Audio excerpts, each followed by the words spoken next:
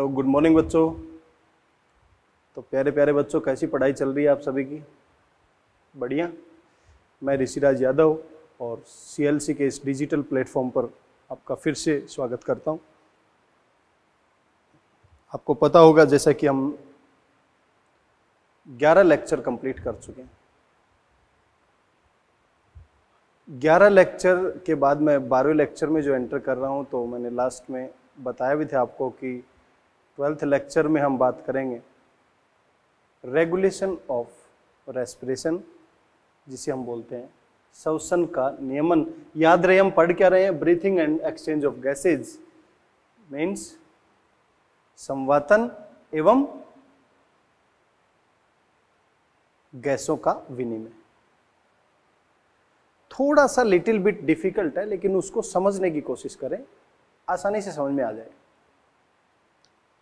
यदि मैं आपको कहूं कि ये जो मैकेनिज्म है ये इनवॉलेंट्री है, up to a level voluntary है। इनवॉलेंट्री का मतलब हमारी इच्छा शक्ति के अनुसार कंट्रोल नहीं है, लेकिन एक लेवल तक, एक लिमिट तक इच्छा शक्ति के अनुसार हम कंट्रोल कर सकते हैं। समझ में आ गई मेरी बात यहां तक? अब जरा ध्यान से समझे इसको कि एक लेवल तक वॉलेंट्री है तो उसको कंट्रोल कौन कर रहा है? हमारे ब्रेन का पार्ट सेरेब्रल कॉर्टेक्स। तो हम यहां लिख सकते हैं दिस इज ए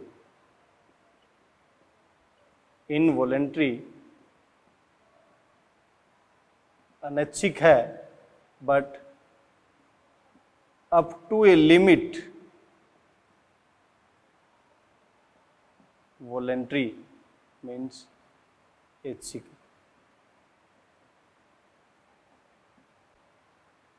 अब ध्यान से समझे इस पॉइंट। वॉलेंट्री है तो कौन कंट्रोल कर रहा है? हमारा ब्रेन। और इनवॉलेंट्री है तो अभी कौन कंट्रोल कर रहा है? हमारा ब्रेन। इस टाइम पर brain, hind brain,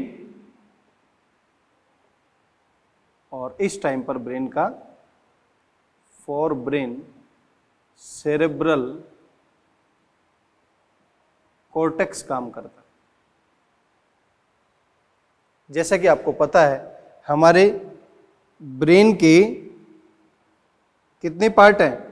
fore brain, अग्र मस्तिष्क, मिड ब्रेन, मध्य मस्तिष्क, एंड हाइंड ब्रेन, पश्च मस्तिष्क। फोर ब्रेन, मिड ब्रेन और हाइंड ब्रेन। और इस हाइंड ब्रेन के भी 3 पार्ट है, सेरेबेलम, पोन्स एंड मेडुला। तो इस हाइंड ब्रेन के भी कौन से part? Mainly pons and medulla.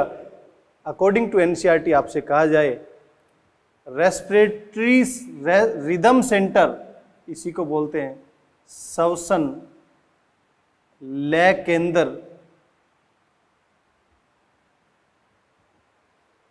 और पोन्स न्यूमोटैक्सिक सेंटर। ये पोन्स और मेडुला इन दोनों की लोकेशन है। अब ध्यान से समझिए है क्या और किस तरीके से ये रेगुलेशन चल रहा है। तो ये रेगुलेशन मुख्य रूप से 2 प्रकार का है। एक का नाम दे दिया न्यूरल और एक का नाम दे दिया केमिकल। इसका मतलब कौन कौन सा? तंत्रिकीय नियंत्रण या नियमन, और दूसरा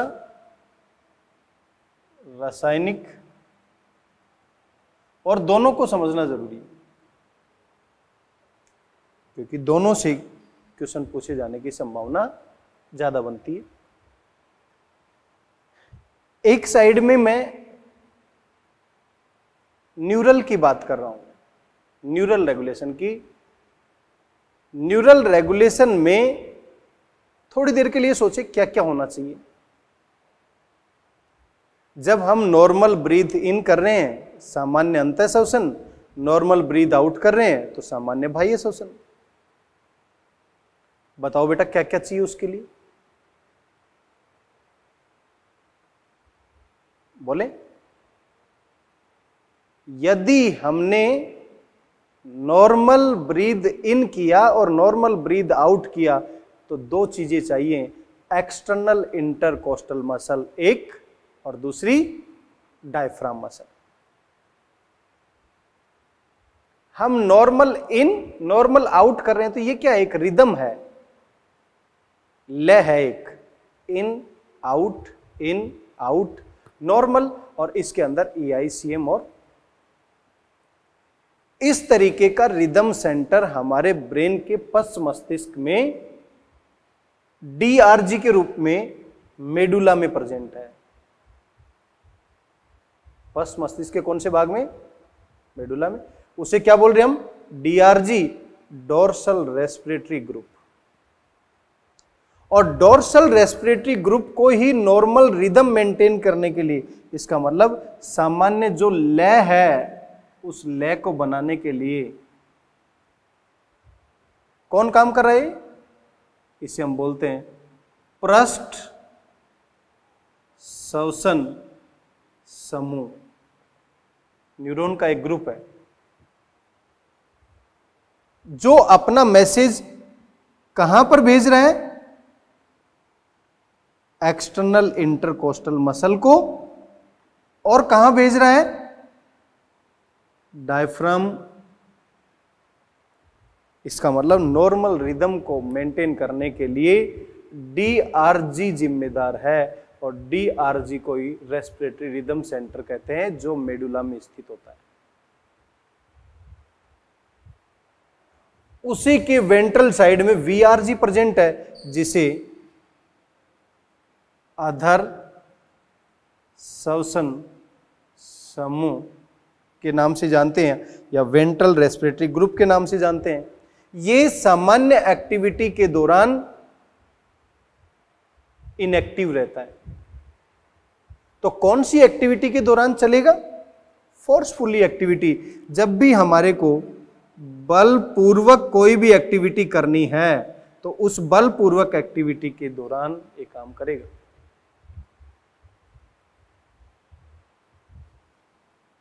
बलपूर्वक में कौन सी मसल काम करती है? एक्सेसरी मसल सहायक। किस तरीके की? एब्डोमिनल मसल है, इंटरनल इंटरकोस्टल मसल है, उनके पास मैसेज, एब्डोमिनल में ओब्लिक है, रेक्टस है, ये मसल जो है उनको मैसेज देने का काम कौन करेगा? DRG। कितने ग्रुप हुए? DRG और VRG। DRG को क्या बोल रहे हैं हम? Rhythm centre. DRG और VRG को एक हाइपोथेटिकल सेंटर है पोन्स के अंदर, एपन्यूस्टिक सेंटर, वो पॉजिटिव फीडबैक देता है, प्लस प्लस।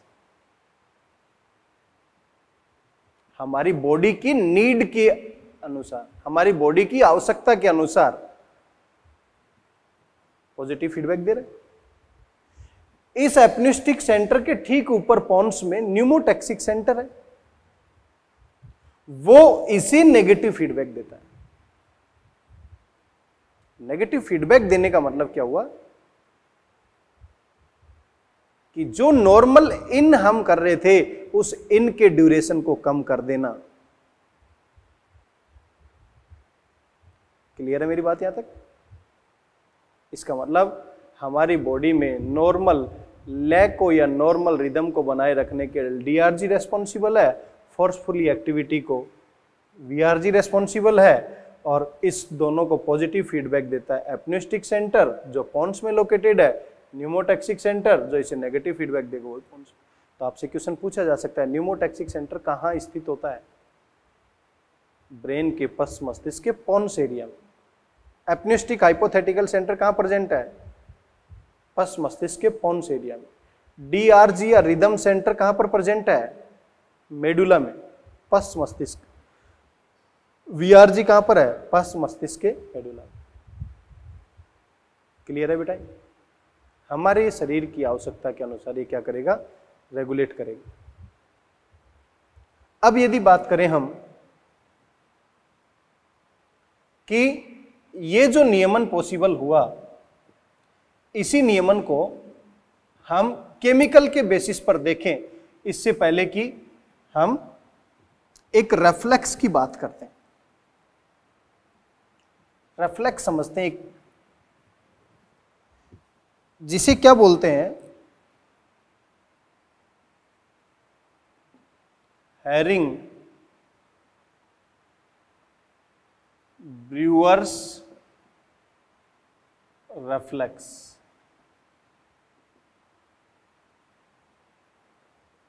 ध्यान से समझे क्या है ये हैरिंग ब्यूरर रेफ्लेक्स। मैंने ये कहा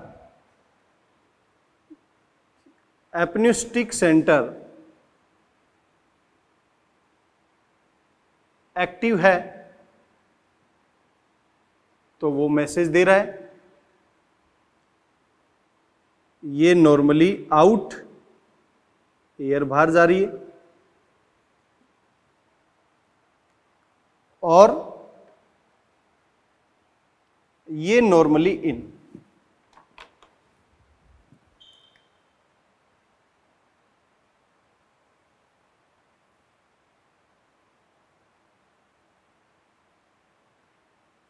एयर अंदर आ रही। आप देखें यहां पर कि नॉर्मल आउट और इन ये एक्टिविटी चल रही है, तो ऐसे केस में हमारा रिदम चल रहा है आउट और इन। यदि इस रिदम में बॉडी की रिक्वायरमेंट के बेसिस पर फोर्सफुली इन किया तो हमारे पास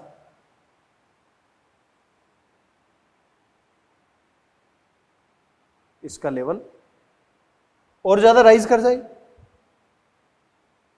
फोर्सफुली इनमें जैसे जैसे एयर इन होगी तो ये एयर इस एल्यूलाई की वाल के ऊपर एक प्रेशर बनाना शुरू कर देगी, और जो ये प्रेशर बनाएगी इससे डर क्या हमें, इस एल्यूलाई की वाल फट नहीं जाए। देखो दो चीजें बताई थी मैंने, रेजिडुअल वॉल्यूम एल्यूलाई को पिचकने से बचाएगी, अब मैं फटने की बात कर रहा हूं। तो ये फट नहीं जाए, इसके लिए क्या होना चाहिए, यहां पर स्ट्रेच रिसेप्टर होने चाहिए जो इस एल्यूलाई की भित्ति में उपस्थित होते हैं, जिसे बोलते हैं खिंचाव के संवेदांग। कौन से हैं, खिंचाव संवेदांग। नॉर्मल इन और नॉर्मल आउट चल रहा था, एपनिस्टिक सेंटर पॉजिटिव फीडबैक दे रहा था। जैसे ही एक्सिस इनहेलेशन हुआ तो मैं ये कह सकता हूं एक्सिस इनहेलेशन मीन्स अधिक मात्रा में अंतःश्वसित हुआ, तो ये स्ट्रेच रिसेप्टर एक्टिवेट हो गई। स्ट्रेच रिसेप्टर एक्टिवेट होते ही ये अपना मैसेज पीसी न्यूमोटैक्सिक सेंटर को दे देते हैं, और न्यूमोटैक्सिक सेंटर इंस्पिरेशन को ऑफ कर देता है और एक्सपिरेशन को स्टार्ट कर देता है, मीन्स ऑन करवा देता है। शायद समझ पा रहे हैं मेरी बात। इसका मतलब न्यूमोटैक्सिक सेंटर इंस्पिरेशन के ड्यूरेशन को कम करने का काम करता है, और इस तरीके से हमारी एल्यूलाई को फटने से बचाने के लिए ये जो रेफ्लेक्स जनरेट हो रहा है, इसी को क्या बोलते हैं, हैरिंग ब्यूरर रेफ्लेक्स। तो ये क्या दे रहा था, पॉजिटिव फीडबैक। ये क्या देना शुरू कर दिया, नेगेटिव फीडबैक। जब दोबारा अपनी ओरिजिनल पोजीशन में आ जाएंगे तब नॉर्मल रिदम के फॉर्म में काम करेगा, नॉर्मल इन नॉर्मल आउट। तो क्वेश्चन पूछा जाए हैरिंग ब्यूरर रेफ्लेक्स क्या है, किसी भी एल्यूलाई को एक्सेस इनहेलेशन या अत्यधिक मात्रा में अंतःश्वसन के दौरान उसे फटने से बचाने के लिए एक रेफ्लेक्स होता है, उसी को बोल रहे हैं हम हैरिंग ब्यूरर रेफ्लेक्स। क्लियर है, पता लगा किस तरीके से ये पॉजिटिव फीडबैक दे रहा है, किस तरीके से। ये तो बात हुआ न्यूरल कंट्रोल की। अब मैं बात कर रहा हूं केमिकल कंट्रोल किस तरीके से कंट्रोल करता है।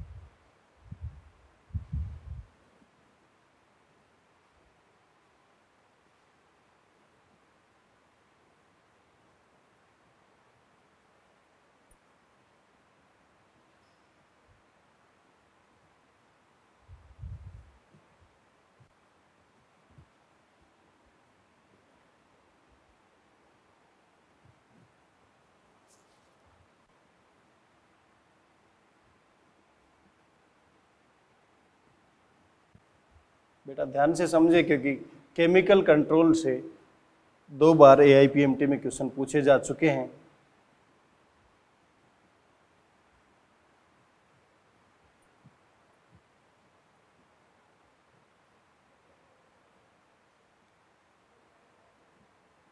तो आपको यहाँ से अगर क्वेश्चन पूछने के जो चांस है तो ये ऐसे क्वेश्चन पूछ सकता है कि डिफरेंट सेंटर की, रेस्पिरेटरी रिदम सेंटर की लोकेशन क्या है, पूछ सकता है।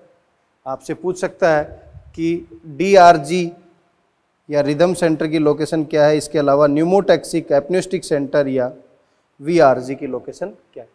अब हम बात कर रहे हैं केमिकल या रासायनिक नियमन। अब इस रासायनिक नियमन में क्या है, इसके लिए हम एक डायग्राम बनाते हैं। ये हमारे पास में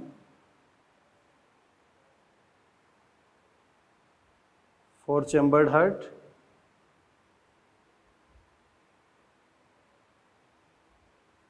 और यहां पर यदि आप देखेंगे तो इस तरीके से एक आर्क दिखाई देगा, एक चाप दिखाई देगा।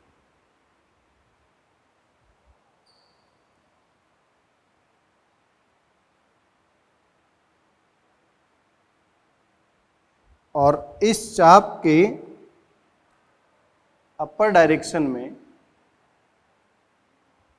ये ब्रांचिंग दिखाई देंगी,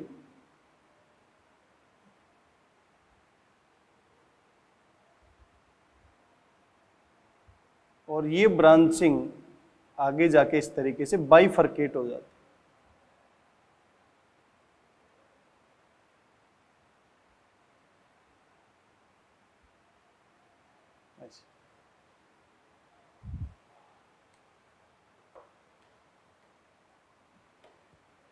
ये जो बाइफरकेट हुई है,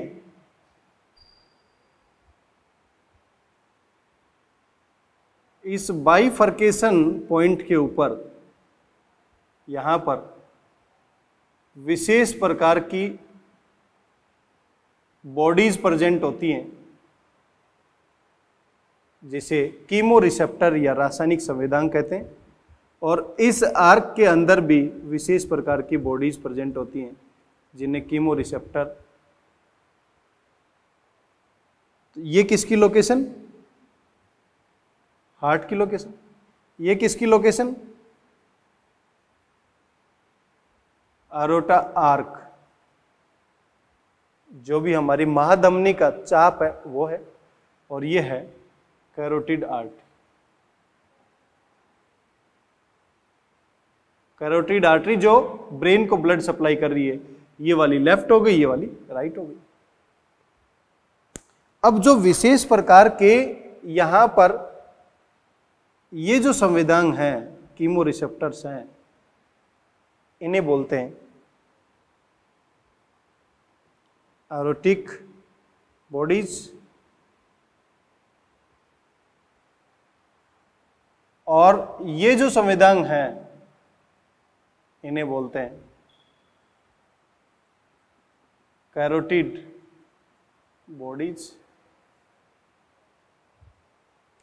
दोबारा समझे ध्यान से इसको, कि हमारी बॉडी में इस रेस्पिरेशन का नियमन 2 तरीके से, एक न्यूरल तंत्रिकीय, एक केमिकल रासायनिक। तंत्रिकीय नियंत्रण में मैंने 2 बताया कि जब जब हमारी बॉडी में इनवॉलेंट्री कंट्रोल होगा तो हाइंड ब्रेन का पॉन्स एंड मेडुला काम करेगा। जब हमारी बॉडी के अंदर वॉलेंट्री कंट्रोल है तो सेरेब्रल कॉर्टेक्स, जो फोर ब्रेन का पार्ट है, वो करेगा। पॉन्स एंड मेडुला के अंदर, पॉन्स के अंदर न्यूमोटैक्सिक सेंटर और एपनिस्टिक सेंटर मौजूद थे। न्यूमोटैक्सिक सेंटर का रोल है इंस्पिरेशन के ड्यूरेशन को कम कर देना। उसके बाद मैंने आपको DRG या rhythm centre, dorsal respiratory group, ventral respiratory group जो मेडुला में लोकेटेड है, उसके बारे में बताया। और नेक्स्ट बात जो मैंने बताई वो हैरिंग ब्यूरर रेफ्लेक्स के बारे में बताया। उसके बाद मैंने शुरुआत की केमिकल रेगुलेशन या रासायनिक नियमन रासायनिक नियमन में जो मैंने बताया कि हार्ट से जो ब्लड सप्लाई होगा वो एरोटा के थ्रू, ग्रुप ऑफ आर्टरीज है ये, जिसे महाधमनी कह रहे हैं, महाधमनी चाप। इसके अंदर कुछ कीमो रिसेप्टर्स, ये जो कैरोटिड आर्टरी है इसके अंदर भी क्या है, कीमो रिसेप्टर्स। और ये जो कीमो रिसेप्टर है उनको विशेष नाम दे दिया, ये ब्रेन को सप्लाई होने वाली, तो इस बाइफर्केशन पॉइंट पर, इस बाइफर्केशन पॉइंट पर कैरोटिड बॉडीज, और यहां पर जो प्रेजेंट है वो एरोटिक बॉडीज, जो विशेष प्रकार के कीमो रिसेप्टर्स, रासायनिक संवेदन। ये क्या है, ये स्टिमुलेट हो जाते हैं, प्रेरित हो जाते हैं, किससे, वो भी समझे ध्यान से। यहां पर O2 का इनसिग्निफिकेंट रोल है, O2 का इनसिग्निफिकेंट रोल है। इसका मतलब O2 ज्यादा है या कम है इस ब्लड के अंदर, उससे कोई मतलब नहीं है मुझे। किससे मतलब है, यदि इस ब्लड के अंदर कौन सा आर्टेरियल ब्लड है, इसके अंदर CO2 का लेवल राइज हो जाए, CO2 का लेवल राइज होगा तो मैं कह सकता हूं हाइड्रोजन आयन कंसंट्रेशन ये राइज हो जाए, या मैं कह सकता हूं pH लेवल डिक्रीज कर जाए, या मैं कह सकता हूं एसिडिक स्ट्रेंथ, एसिडिक। ये फैक्टर है ना मेनली रिस्पॉन्सिबल हैं कि जैसे ही हमारे इस आर्टेरियल ब्लड के अंदर या धमनियों के अंदर, चाहे ये हो चाहे ये हो, यहां पर जैसे CO2 का लेवल बढ़ेगा हमारी बॉडी के लिए वो टॉक्सिक और हार्मफुल है, उसे हमें बाहर निकालना ही पड़ेगा। तो ये एक्टिवेट हो जाएंगे और ब्रेन के पास पूरा, मैंने अभी बताया आपको, न्यूरल कंट्रोल, उस न्यूरल मैकेनिज्म को ये मैसेज दे देंगे, CO2 को बाहर निकाल दिया जाएगा, फ्रेश एयर को वापस अंदर ले लो। क्लियर है शायद यहां तक सभी? पल्ले पड़ गई सारी बातें? यहां से किस तरीके के क्वेश्चन पूछे जा चुके हैं, मैं 2-3 क्वेश्चन की बात करूंगा यहां पर, जब आपको समझ में आएगा कि हाँ रियली में कि किस तरीके के क्वेश्चन जनरेट होते हैं और कैसे AIPMT में पूछे जा चुके। देखिए वो क्वेश्चन,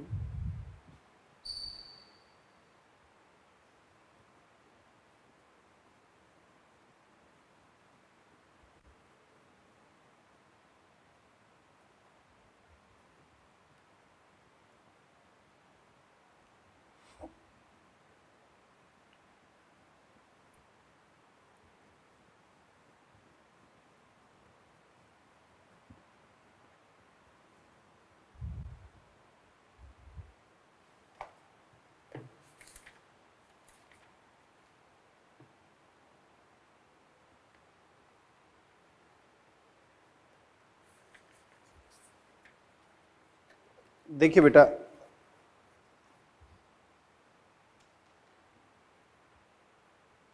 AIPMT 2015 में क्या क्वेश्चन पूछा गया, जब आप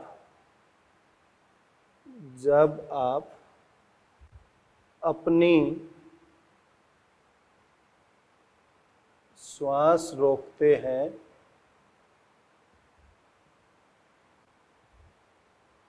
तब रुधिर में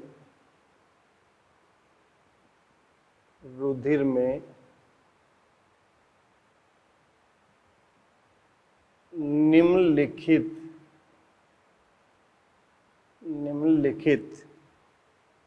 में से कौन सा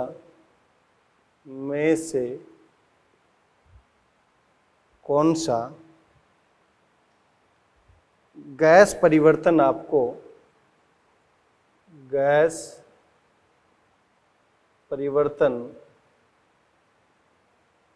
आपको फिर से श्वास लेने के लिए, फिर से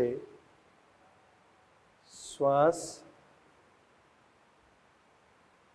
लेने के लिए प्रेरित करता है।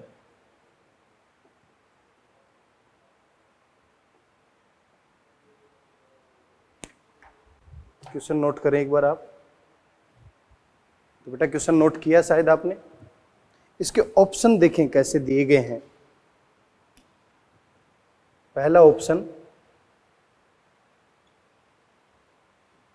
CO2 सांद्रता का बढ़ना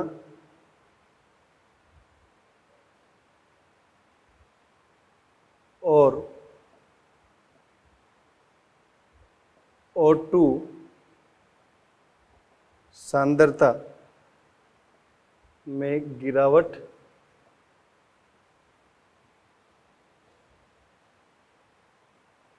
O2 सांद्रता में गिरावट CO2 सांद्रता का बढ़ जाना, CO2 सांद्रता में गिरावट। देखो मैंने अभी आपको बताया, एक लाइन में अगर मैं समझाने की कोशिश करूं कि हमारे रुधिर में O2 का रोल नहीं है। यहाँ O2 दे रखा है, गलत हो गया। यहाँ भी O2 दे रखा है, CO2 की सांद्रता कम रहेगी तब थोड़ी ना होगा। करेक्ट आंसर इज, समझ में आ गया होगा शायद आप। इस तरीके का क्वेश्चन पूछा जा चुका है, समझ गए। 2-3 और क्वेश्चन की बात करता हूं, कैसे क्वेश्चन पूछे जा चुके हैं।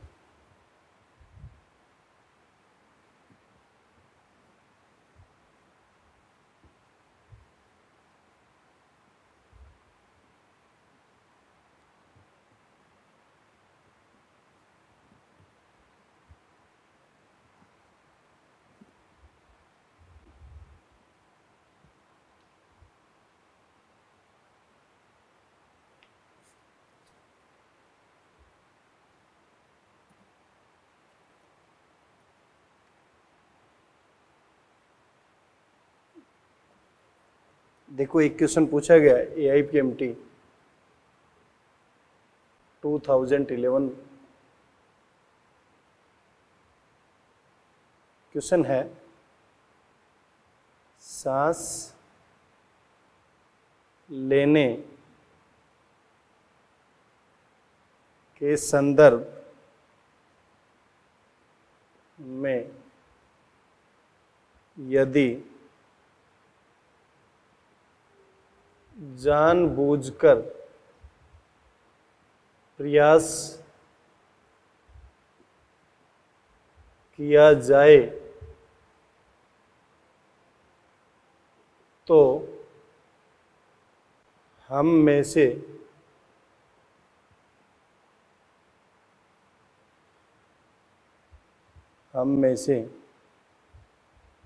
अधिकतर के लिए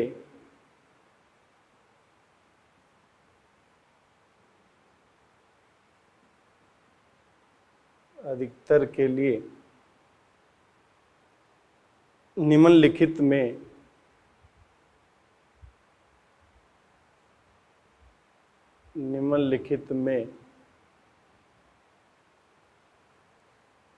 से किस एक के होने की संभावना हो सकती है।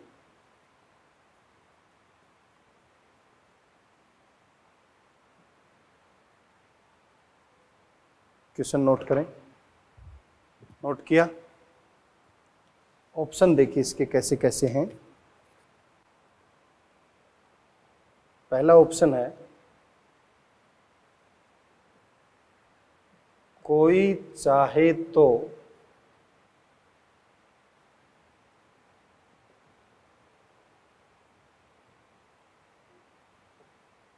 पूरी तरह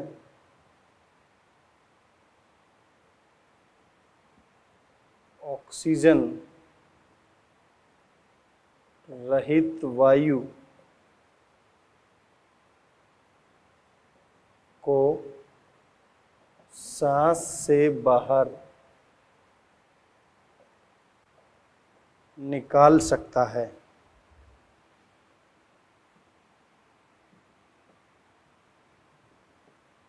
क्या सही है कि? बेटा ध्यान रहे, पार्शियल प्रेशर ऑक्सीजन ज़्यादा है, सांस लेते टाइम भी और सांस छोड़ते टाइम भी ऑक्सीजन की कंसंट्रेशन ही ज़्यादा रहेगी, इसलिए स्टेटमेंट गलत हो गया। दूसरा, नाक और मुंह, नाक एवं मुंह दोनों को पूरी तरह बंद करके, दोनों को पूरी तरह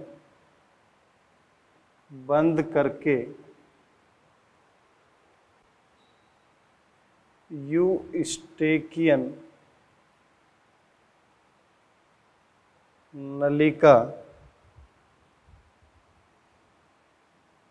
द्वारा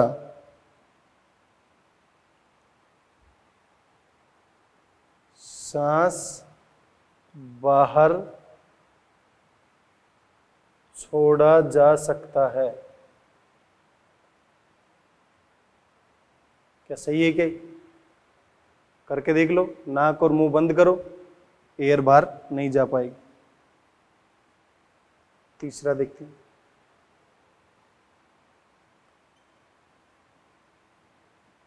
बलपूर्वक सांस को बाहर छोड़ते हुए, सांस को बाहर छोड़ते हुए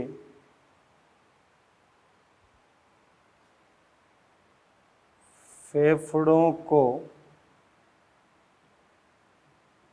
पूर्ण रूप से खाली किया जा सकता है।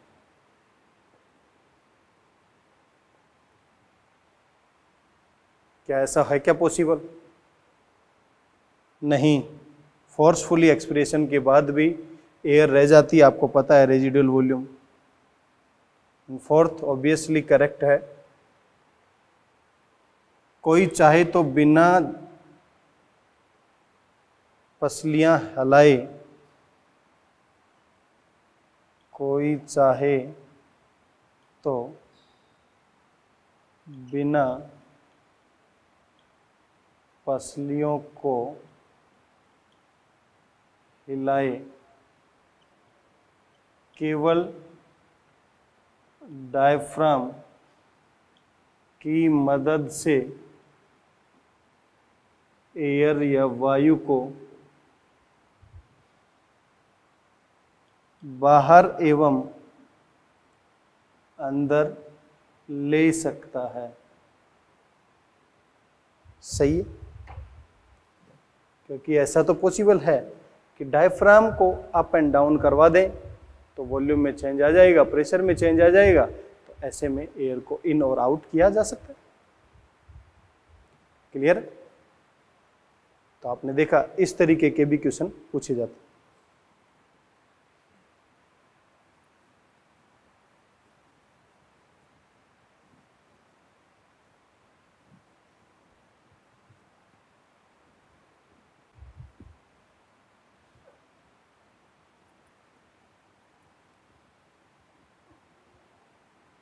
एक दो क्वेश्चन और देखते हैं कि कैसे क्वेश्चन पूछे जा सकते हैं।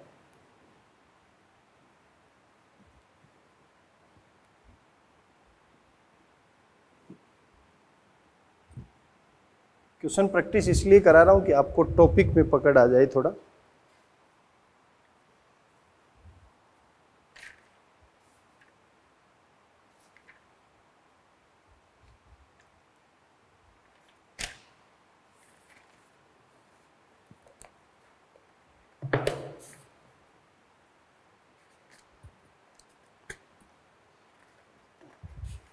जैसा कि एक बार क्वेश्चन पूछा गया पार्शियल प्रेशर के बेसिस पर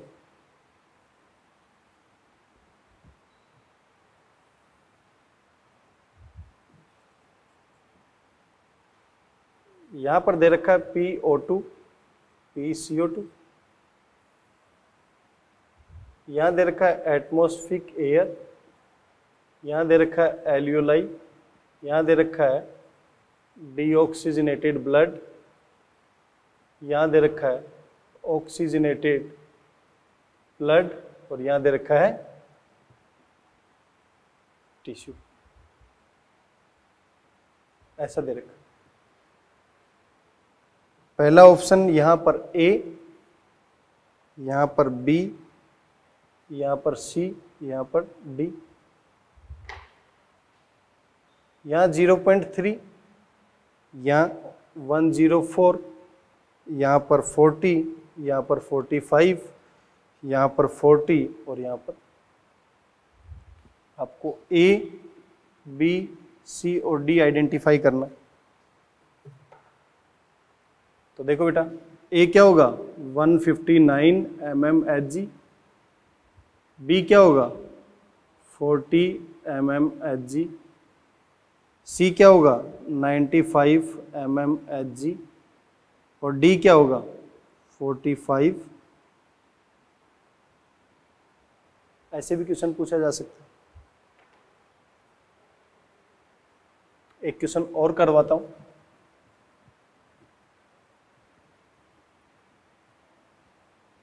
कि एक साइड में वॉल्यूम और कैपेसिटी दे दिया जाए और फिर दूसरी साइड में उसकी वैल्यू भी दे दी जाए, और फिर मैच द फॉलोइंग की फॉर्म में।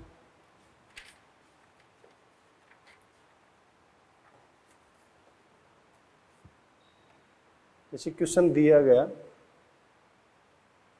दी गई सूची में एक सामान्य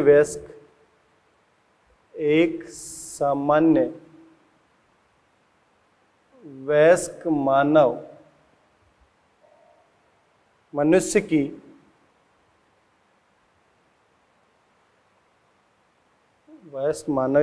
की श्वसन क्षमताएं और श्वसन आयतन दिए गए। श्वसन आयतन दिए गए हैं। ए, बी, सी एंड डी। यहां पर दे रखा है आरवी, यहां दे रखा है वीसी, यहां दे रखा है IRV, यहां दे रखा है IC, और इस साइड में दे रखा है 2500 ml, 3500 ml, 1200 ml, 4500। ऐसा दे रखा। क्वेश्चन अभी स्टार्ट नहीं हुआ है, क्वेश्चन तो इसके बाद पूछा गया है। तो आपको करेक्ट ऑप्शन बताना है। First, second, third and fourth. यहां पर दे रखा है ए, बी, सी एंड डी। यहां पर दे रखा है बी, सी, डी एंड ए। यहाँ 4500 ml, 2500 ml, 1200 ml and 3500 ml। यहाँ पर 3500 ml, 4500 ml, 2500 ml and 1200। Question note करें एक बार। दी गई सूची में एक सामान्य वयस्क मानव की श्वसन क्षमताएं और श्वसन आयतन दिए गए हैं। अब देखिए बेटा, आरवी आपको याद है 1100 से 1200 ml होता है, VC 4500 ml होता है, IRV 2500 से 3000 ml होता है, IC 3000 से 3500 ml होता है। शायद ये वैल्यू यदि आपको पता है तो आपको ये भी पता लग गया ABCD का करेक्ट मैच नहीं दे रखा, पहले तो आपको मैच करवाना पड़ेगा। RV कभी 2500 हो ही नहीं सकती, तो ये वैल्यू RV कहाँ है, तो ये मैच था। VC 4500, ये 2500, ये, और फिर तो पहला क्वेश्चन तो यही हो गया, हमने मैच करवाया भैया। और फिर यहां पर देखो A की वैल्यू RV की 4500 हो सकती है क्या, गलत। B की वैल्यू 2500 हो सकती है क्या, गलत। C की वैल्यू 1200 हो सकती है क्या, गलत। D की वैल्यू 3500, D की वैल्यू 3500, हाँ ये सही है। यहां देखो B की वैल्यू 3500, गलत। C की वैल्यू 4500, गलत। D की वैल्यू 2500, गलत। A की वैल्यू 1200, सही। तो करेक्ट आंसर इज 4। तो देखिए बेटा, आज के डिस्कशन में मैंने आपको 5-4 क्वेरीज भी डिस्कस किए हैं और मैंने ब्रीदिंग एंड रेस्पिरेशन के रेगुलेशन मैकेनिज्म या उनके नियमन को बताया। और नियमन मुख्य रूप से 2 प्रकार का, एक न्यूरल और दूसरा रासायनिक। रासायनिक यदि पूछा जाए तो किसके बेसिस पर है, CO2 का लेवल बढ़े, हाइड्रोजन आयन कंसंट्रेशन बढ़े, या pH लेवल डिक्रीज करे, या एसिडिक स्ट्रेंथ बढ़े, लेकिन O2 का सिग्निफिकेंट रोल नहीं। इसके अलावा न्यूरल में मैंने क्या बताया, 2 तरीके से, जनरली इनवॉलेंट्री कंट्रोल है, लेकिन अप टू ए लिमिट हम वॉलेंट्री कर सकते हैं। यदि वॉलेंट्री कर रहा है तो सेरेब्रल कोर्टेक्स का हिस्सा जो फोरब्रेन का पार्ट है, और हाइंड ब्रेन के 2 पार्ट पॉन्स एंड मेडुला जो इनवॉलेंट्री कंट्रोल में रोल कर रहे हैं। पॉन्स के अंदर कौन कौन से, न्यूमोटैक्सिक सेंटर और एपनिस्टिक हाइपोथेटिकल सेंटर लोकेटेड होते हैं, जबकि मेडुला के अंदर रेस्पिरेटरी रिदम सेंटर या DRG dorsal respiratory group and VRG ventral respiratory group निहित होते हैं। तो आज मैंने आपसे रेगुलेशन ऑफ रेस्पिरेशन के बारे में या श्वसन के नियमन में चर्चा की। अगली क्लास में बेटा हम डिस्कस करेंगे कि किस तरीके से रेस्पिरेशन से रिलेटेड जितने भी डिसऑर्डर हैं उनके बारे में। Thank you so much.